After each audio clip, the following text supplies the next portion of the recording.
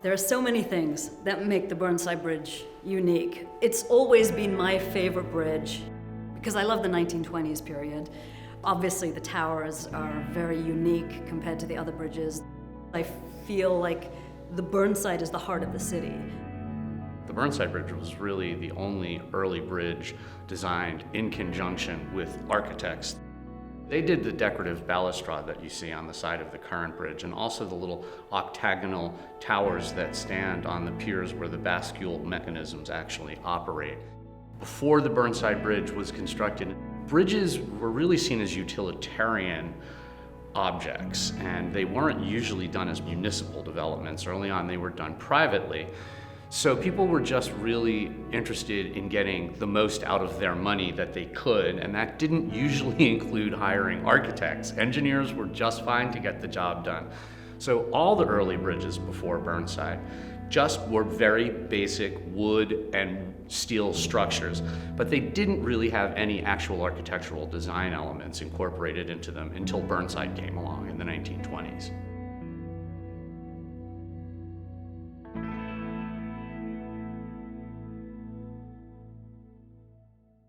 The first Burnside Bridge was constructed right after the city's consolidation in 1891. So that is the consolidation of Portland at the time, which was only downtown on the west side of the river, with what was known then as East Portland, a separate city where Architectural Heritage Center is today. So the Burnside Bridge was a real prominent symbol of this new growth and development of Portland, not just as one small city on the west side of the Willamette River, but now grown and developed into the greater metropolitan Portland that we all think of today. All of our bridges in the downtown area were designed before the risk of a major earthquake was known. So now that we know that that risk is there and that we're potentially overdue for a major earthquake, we want to have at least one downtown bridge that we can count on. If we're fortunate and maybe that earthquake doesn't happen as soon as it could, we also just want to have a crossing we can count on for the next 100 years, and we know that the current bridge won't last that long. We hear from the public that the operator towers are kind of favorite features that mean a lot to the public. So people have said, can you save those operator towers? Or some people have even said, can you reuse them in the new bridge? The towers were never designed to be, disassembled and moved and that sort of thing. But we know that that's something that a lot of people have asked about. So we will look at doing that. Things like bridge railings, or at least a section of it, are common things that are oftentimes able to be preserved and reused in some location. One of the most unique things about the Burnside Bridge is that it has a world-famous, do-it-yourself, no permits, skate park underneath it on the east side on 2nd Avenue. And we know that this is a very special place. It's so special, even it's not so ancient in years, but it's really significant around the world as one of the first kind of do-it-yourself urban skate parks. Through this project, you can imagine it's a little concerning to them when we're talking about replacing the bridge that covers their skate park. But we have worked out a plan that allows them to remain.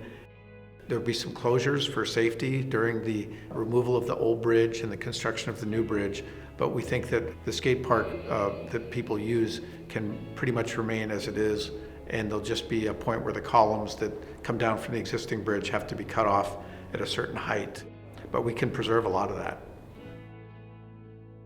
My first time under the bridge I was actually skating downtown, and I ran into Mark Scott. He was skating down at Paranoid Park also. Back then, just having a skateboard, you're connected to anyone else who has a skateboard. He said there was this groovy thing that was going on underneath the Burnside Bridge that we should take a look at. We went and checked it out, and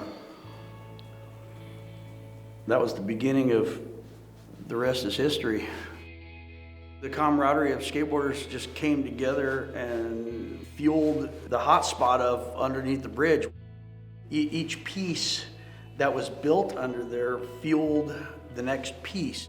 In my mind, it was never understood that there was like a park being built. It was all about the moment. The park's always under construction. 30 plus years old, and I don't ever see it being a finished product. I really just went out there to be a part of the movement, to be a part of the moment. We're marching through the streets. You look all around you and it's just this magnificent kind of communal uprising. It was a beautiful thing to be a part of. I remember the feeling that I had during that moment, during that entire span. It felt powerful. It felt like something I'd never felt before. And so we decided we just wanted to keep doing that. And I mean, that's really just kind of like how it all unfolded. It was day by day. And I remember we decided, you know, this is a powerful group of people. It's like we should take the Burnside Bridge.